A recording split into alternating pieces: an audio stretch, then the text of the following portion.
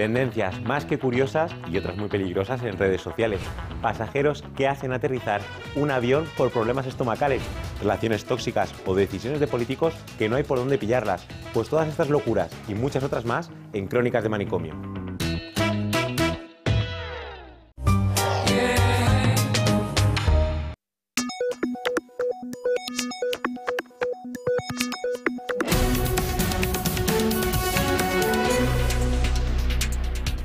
Pulso económico del último día de la semana que, como es tradicional, vamos a comenzar echando la vista atrás a ver qué tal le ha ido al IBEX 35 y no le ha ido nada mal. Al final, al cierre, subidas 1,02%, el índice general termina la semana casi en los 10.600, concretamente en 10.597,9. Con algunos valores que hoy han aprovechado el día. Es el caso de la holding de Iberia y de Vueling, IAG. IAG hoy sube 6,16. En segundo lugar, Laboratorios Grifols, hoy le toca subida 4,53. Y en tercer lugar, Unicaja 2,99 arriba.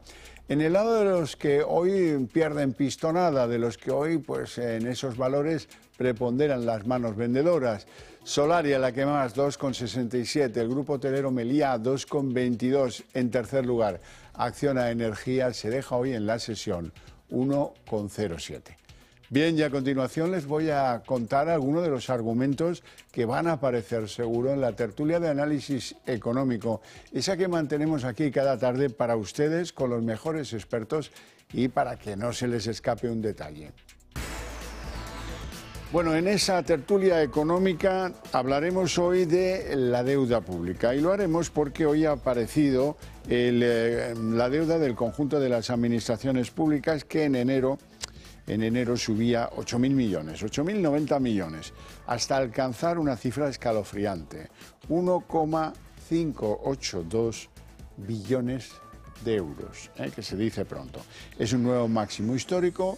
El Banco de España, que es quien produce ese dato, quien controla ese dato y quien garantiza que eso es cierto, no ha añadido proporciones de esa deuda sobre el Producto Interior Bruto. Y les tengo que decir que si lo hubiera hecho, aquí les hubiéramos hecho algunas prevenciones, porque claro, es que la inflación, saben ustedes, ha cambiado mucho de esa relación deuda-PIB, que es, digamos, muy académica, pero que hoy probablemente es el tiempo en el que ahora significa menos.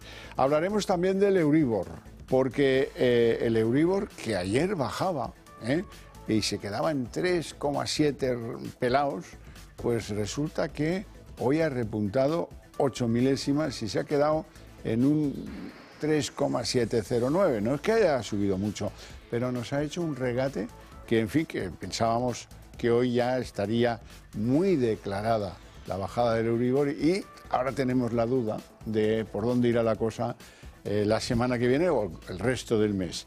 Bien, les presento ya a nuestros invitados hoy. Don Joel Espinosa, portavoz de iAhorro, y con él veremos qué va a pasar con el Euribor. Muy buenas, bienvenido. Muchas gracias, Xavier, encantado. Bienvenido y buenas tardes.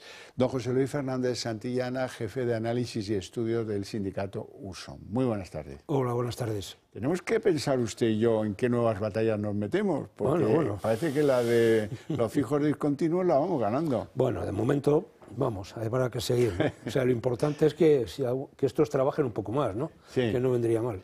Bueno, luego hablaremos de eso, por supuestísimo. Antes que eso, tenemos que abordar qué ha pasado hoy en el IBEX. El IBEX ha despuntado incluso en Europa en lo que llaman los expertos en bolsa la cuádruple hora bruja. ¿Qué es eso? Pues hombre, que coincide en el vencimiento trimestral simultáneo de futuros, de opciones sobre índice y acciones, y ese es un acontecimiento que en la jerga de los mercados le llaman la cuádruple hora bruja. No sé si será por las brujas o por méritos propios, pero hoy hemos ido como balas, 1,02 arriba. Sí, hemos acabado la semana estupendamente, ¿no? Pues vamos, despuntando respecto al resto de bolsas europeas. Yo creo que está condicionado fundamentalmente, bueno, porque estamos viendo cómo tanto la Reserva Federal como el Banco Central están de alguna manera templando gaitas con una posible bajada de tipos, y eso hace que, lógicamente, bueno, los bancos tiren, y hay una parte importante en la medida que se mantienen esos tipos de interés altos, y luego, bueno, pues hay una apuesta, ¿no? Es decir, por mantener ese tipo de actuaciones. Yo creo que la bolsa está muy condicionada ahora mismo con una situación de un cierto equilibrio. Llevamos en ese entorno de los 10.500, bueno, prácticamente 3 semanas, bueno, y parece que despunta, y yo creo que la cuestión de fondo es que hay una cierta tranquilidad, y vamos a ver las expectativas que hay con las próximas reuniones de la semana que viene de la Reserva Federal, si al final se mojan un poco o no se mojan. Pero tiene pinta de que la inflación en Estados Unidos no está tan controlada como parecía.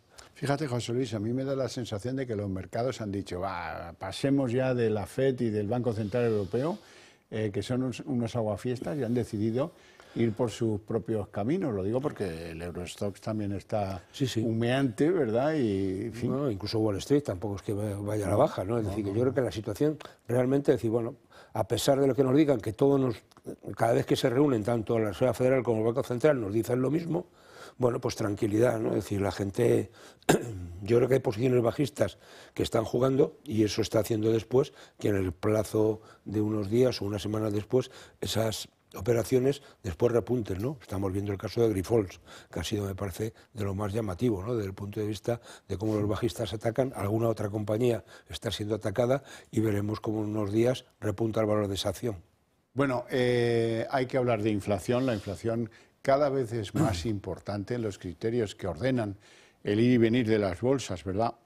Ya saben que la nuestra, lo contábamos ayer, ¿verdad? Pero hoy han salido otras inflaciones, y me interesa hablar de una, de la de Francia, porque han revisado su dato del IPC un poquito al alza y lo han dejado en el 3% en febrero, y eso es pues ir bastante detrás de nuestros datos de inflación.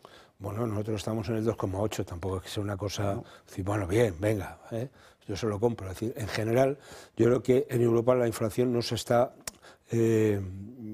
no acaba de controlarse tampoco, valga la redundancia, ¿no? Es decir, más allá que la media de la Unión Europea está por debajo, debe estar en torno al 2,4, 2,6, pero al final la situación que hay con los precios de la energía que no acaban de bajar, y que el precio del petróleo vuelva a encarecerse, eso hace que haya un repunte inflacionista más que probable, ¿no? Y que Francia, de alguna manera, más allá de sus política energética y las centrales nucleares o los mini reactores, que le está permitiendo mantener una energía relativamente más barata que el resto de los socios comunitarios, hay otra serie de productos, y tiene que ver mucho con todo el tema agrícola, que se está encareciendo, ¿no? Bueno, pues empecemos a hablar del Euribor. Joel Espinosa, vamos a ver, el Euribor hasta ayer llevaba una semana de una trayectoria bajista, ¿eh? Parecía que estaba todo decidido y que ya encarábamos los hipotecados, ya me siguen en lo que estoy, que vamos a una revisión exitosa cuando toque. Y sin embargo hoy ha pasado lo inesperado, un repunte de 8 milésimas tan solo, sí, pero un repunte que a lo mejor cambia la tendencia. ¿Cómo lo ves? Pues el avance del Euribor nos tiene a todo el sector en vilo constante, sobre todo, como decía Xavier, a los hipotecantes, que son los más afectados por esta situación. Nosotros lo que vemos, hemos seguido haciendo una tendencia del Euribor desde el mes de octubre, que alcanzó su pico máximo del último año, hasta el mes de febrero, ha ido un poco a la baja. Sí que es cierto que ha habido un cambio de tendencia al alza muy ligero a la subida. Entonces, ¿nosotros esto cómo lo miramos? Pues lo hemos comparado anualmente, de revisión de marzo a marzo. ¿Cómo les va a afectar a los clientes la subida de este pequeño remonte del Euribor? Pues lo hemos calculado en dos ejemplos muy significativos y representativos. Serían hipotecas de 150.000 euros a un plazo de 30 años y al 0,99%. Para estos clientes que revisaron su última cuota en el mes de marzo del 2023, en este mes de marzo van a tener un incremento muy leve, pero de unos 7 euros aproximadamente. En una hipoteca el doble superior a 300.000 euros, más o menos estaríamos hablando a la orden de una subida de los 14 euros. Las subidas no son muy pronunciadas, es verdad que teníamos la expectativa de que en este momento se produjeran un aplanamiento en las cuotas, pero bueno, estamos viendo que sigue subiendo ligeramente. ¿Qué es desde tu punto de vista lo que hace que haya frenazos? Porque, bueno, oye, hasta que se pronuncie el Banco Central Europeo lo entendemos todos, pero ya ha pronunciado el Banco Central Europeo por un mes, Lo que no tiene mucho sentido es que el Euribor baje una semana y de repente un día repunte, ¿no?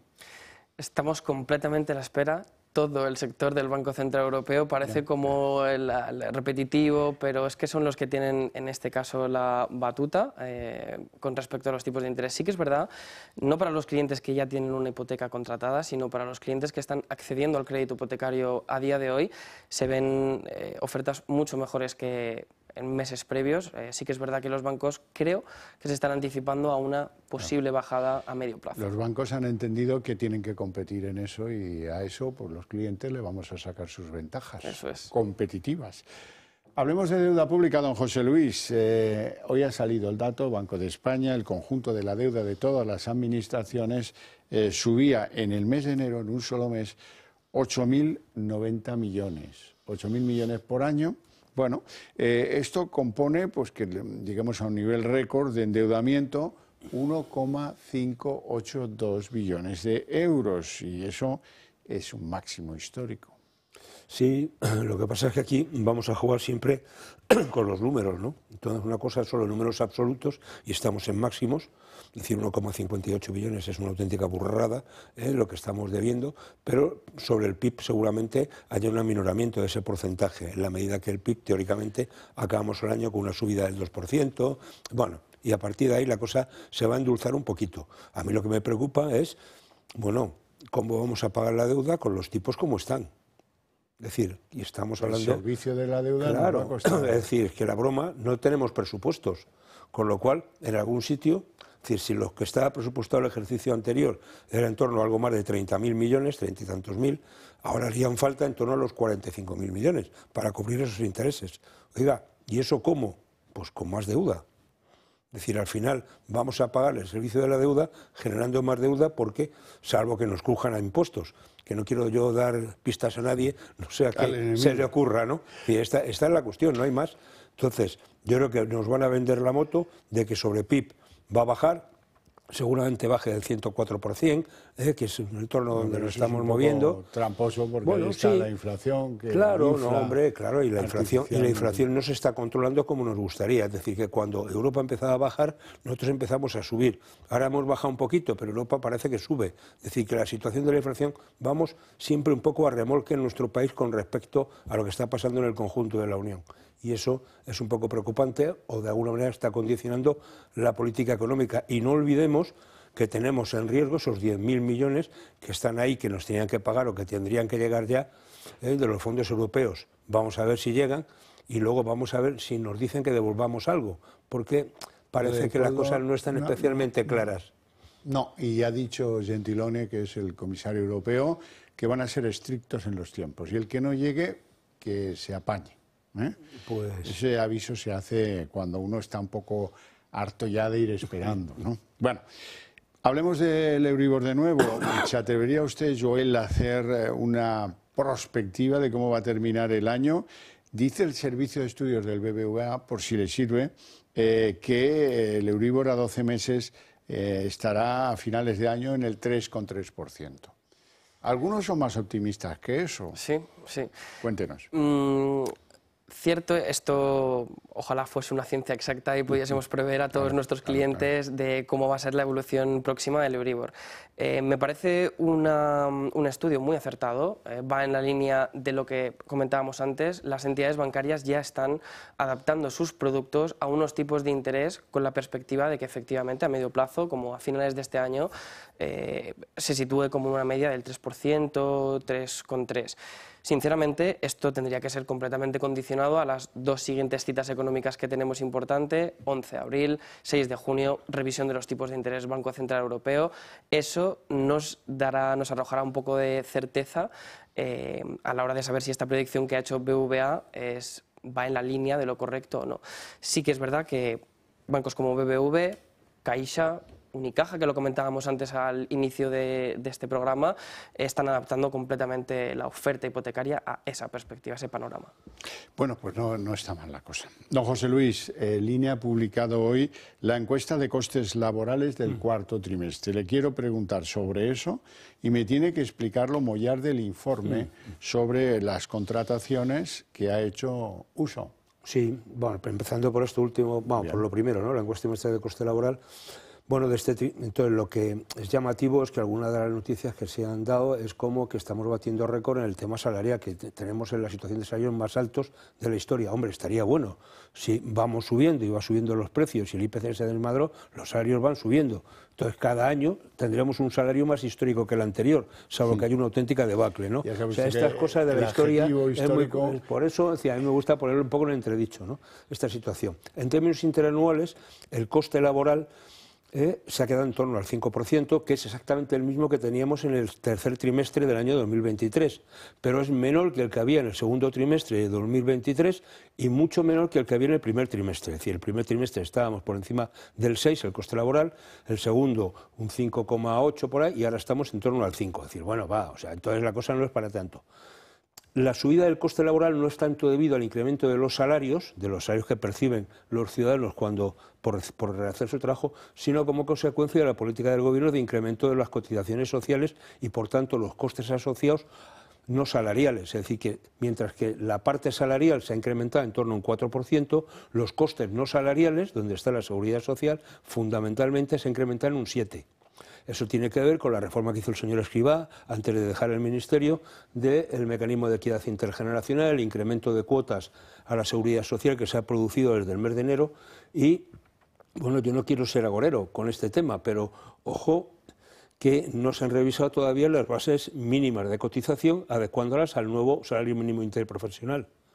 Es decir, que esto es un tema que está pendiente. Yo creo que ahora mismo estamos bordeando, entre comillas, la legislación, porque las bases mínimas se relacionan con el salario mínimo y estas no se han cambiado. Eso supone un nuevo incremento de costes por esa vía. Entonces me parece que la situación, a mí lo que me preocupa de esto son las grandes diferencias regionales, no se ha dicho. Es decir, la comunidad autónoma que tiene un mayor coste salarial, hablo de salarios, es la Comunidad de Madrid. Está en torno a los 2.800 de media, algo más de 2.800. La más baja es Extremadura, algo más de 1.800. Son 1.000 euros de diferencia al mes.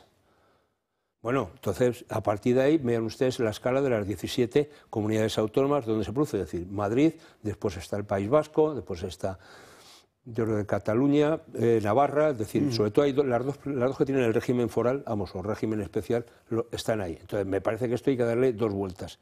Y luego, todo esto con el tema de la contratación, que me preguntaba usted, pues yo le cuento, es decir, 2 o 3 datos muy significativos. El paro real, yo ya no quiero hablar de paro efectivo como habla FEDEA, yo hablo de paro real. Es decir, para ir más allá de lo que dice FEDEA, es que estamos por encima de los 4 millones, porque ese paro efectivo que dice FEDEA, que FEDEA lo que hace es coger el paro oficial, el paro registrado, sumarle los teóricos fijos discontinuos, a eso hay que sumarles otros colectivos que nosotros detallamos todos los meses, que son los que están con disposición limitada, los que están en formación, los que quieren una oferta específica de trabajo, y eso es otro medio millón.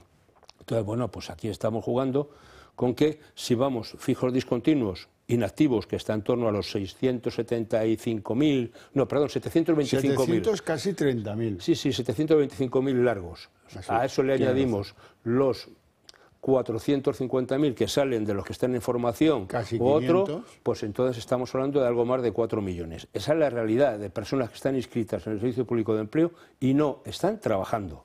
Porque si nos fijamos en los que están teóricamente trabajando, esos que el Servicio Público de Empleo denomina trabajadores no parados, por tanto, si no están parados, se supone que están trabajando. Eso se va por encima del 1,7 millones.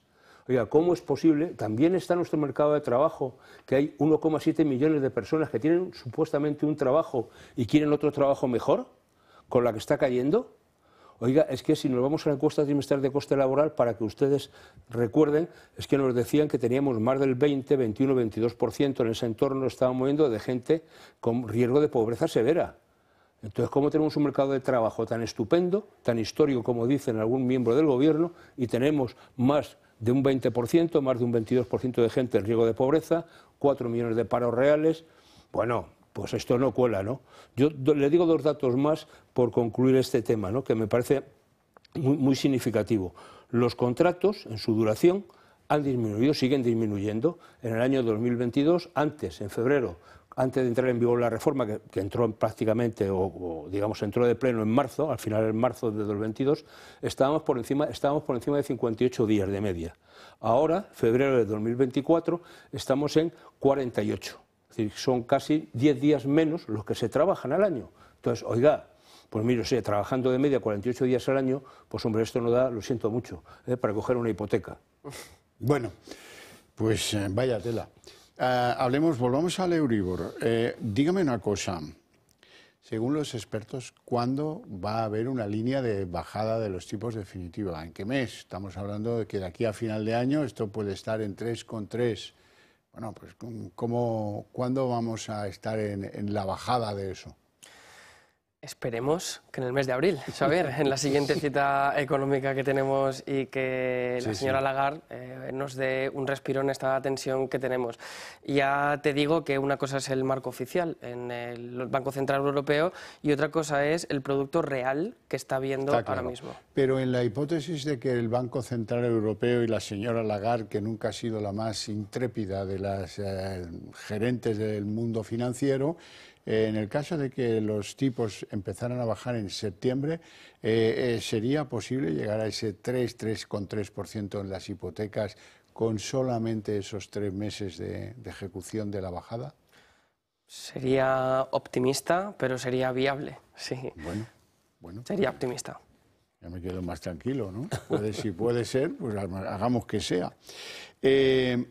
Hay una noticia económica hoy que me ha llamado mucho la atención.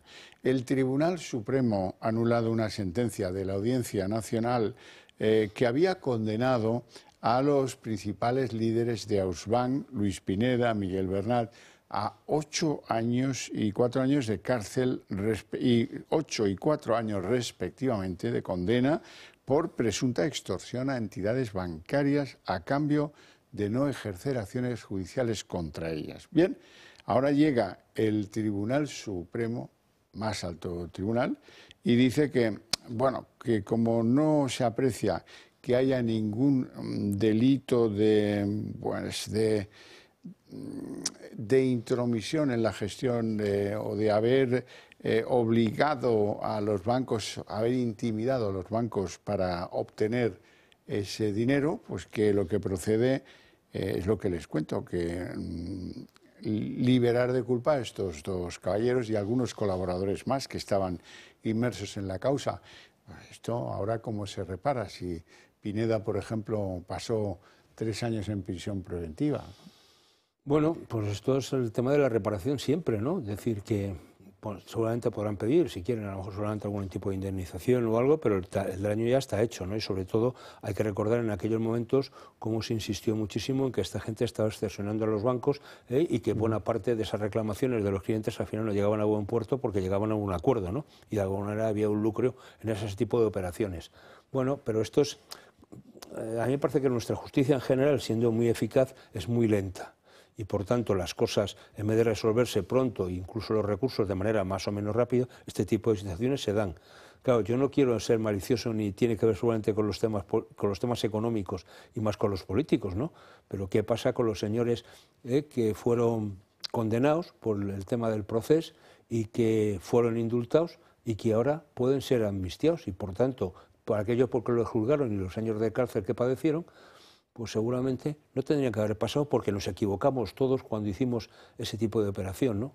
No tiene que ver mucho con lo económico, pero tiene que ver mucho, me parece, con las reglas del juego, ¿no? Democráticas. Y me parece que no es de recibo, al final, que este tipo de legislación lo que nos diga es que todos estamos equivocados y que solamente acertaron aquellos que cometieron el delito. Me parece que es un poco preocupante. Sí, desde luego que sí.